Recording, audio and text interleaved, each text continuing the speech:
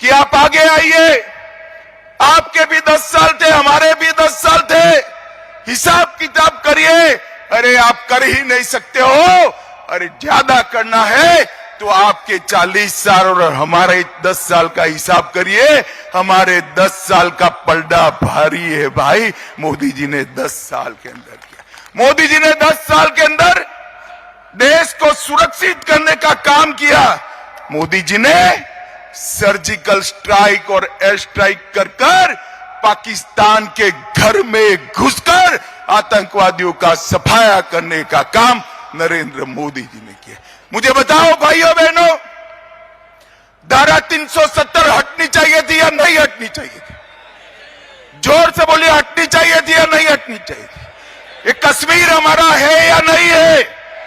70 साल तक एक घमंडिया गठबंधन धारा 370 को अपने अनोरस बच्चे की तरह गोदी में पाल कर बैठा रहा।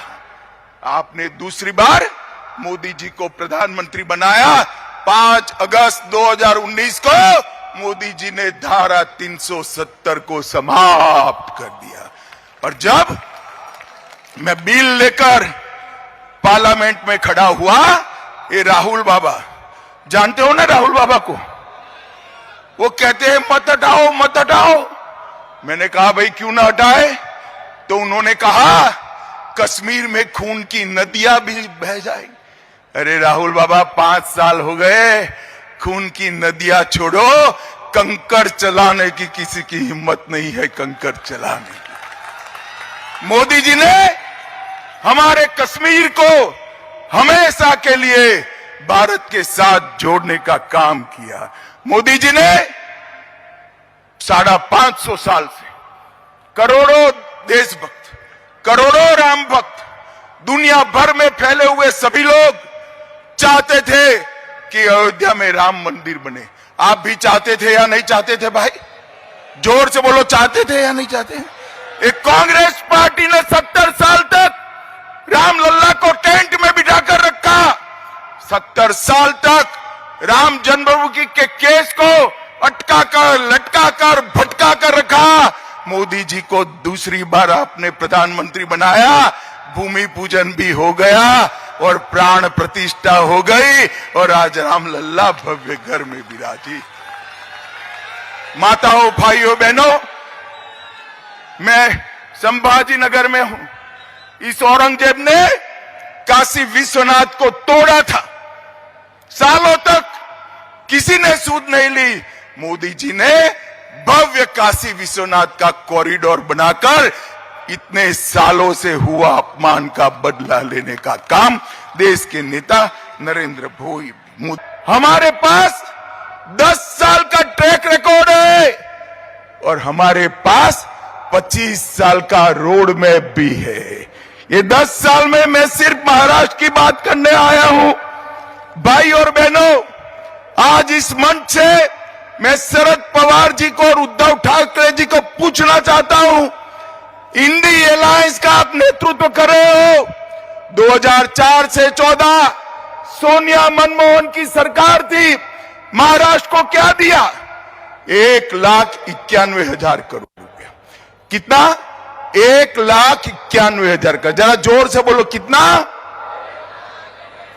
मोदी जी ने 14 से 23 9 साल में 1,91,000 करोड़ की जगह उससे 4 गुना 7,15,890 करोड़ रुपया देने का काम।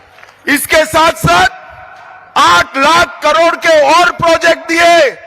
10 साल में 16 लाख करोड़ रुपया महाराष्ट्र के विकास के लिए नरेंद्र मोदी जी ने भेजे। शरद राव, जरा हिम्मत हो तो हिसाब किताब लेकर आ जाना। हमारा युवा मोर्चे का कार्यकर्ता शिवाजी महाराज के पुतले पर सार्वजनिक चर्चा के लिए तैयार है। आपने क्या किया है? 2 बार हम आए, 14 में आए, 19 में आए, आपके सामने हमने झोली फैलाया। दोनों बार 50% वोट दिया और 41 से ज्यादा सीटें देने का काम महाराष्ट्र की जनता ने किया। मैं महाराष्ट्र की जनता का हृदय से बहुत बहुत धन्यवाद करना चाहता हूं। परंतु मित्रों, आज मैं संभाजी नगर आया हूं।